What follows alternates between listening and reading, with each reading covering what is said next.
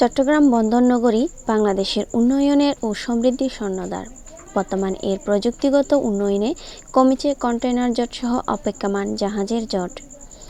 পণ্য খালাসের দ্রুততা ও নতুন প্রযুক্তি ব্যবহারের সাথে সাথে বন্দরকে ডিজিটালাইজ করা বর্তমান সরকারের প্রচেষ্টা।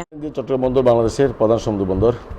দেশের আমদানি বাণিজ্যের প্রায় 92% এই বন্দরের মাধ্যমেই পরিচালিত হয়ে থাকে এবং দেশের অর্থনীতি একটি বন্দরের গুরুত্ব অপরিসীম এবং চট্টগ্রাম বন্দর বর্তমানে সেই ভূমিকাই পালন করে আসছে।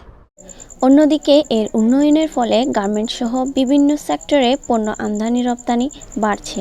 আমদানি রপ্তানি বৃদ্ধির সাথে সাথে বৈদেশিক বিনিয়োগের পরিসংখ্যানেও বিনিয়োগ বৃদ্ধি পাচ্ছে অনেক।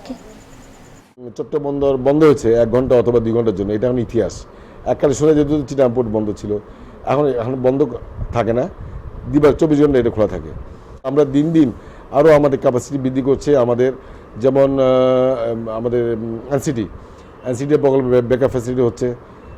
তারপরে আমরা আরেকটা নতুন container terminal, Karnaphuli container terminal আমরা প্রস্তুত করব।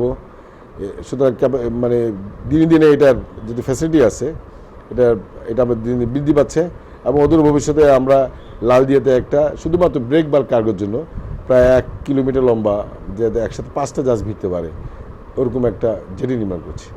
এবং এগুলো হয়ে গেলে চিটাগাং পোর্টে বর্তমানে কোনো সমস্যা নাই, কিন্তু দেশের যে অর্থনীতির চাহিদা এবং বিশ্ব যেভাবে এগিয়ে চলছে এর সাথে তাল মিলে চিটাগাং পোর্ট চলতে পারবে।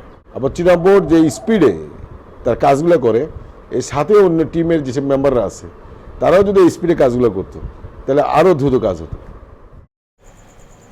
বন্দর কর্তৃপক্ষের মতে উন্নয়নের এই ধারা অব্যাহত থাকলে অদূর ভবিষ্যতেও দেশের সিংহভাগ আয় হবে চট্টগ্রাম বন্দর থেকে।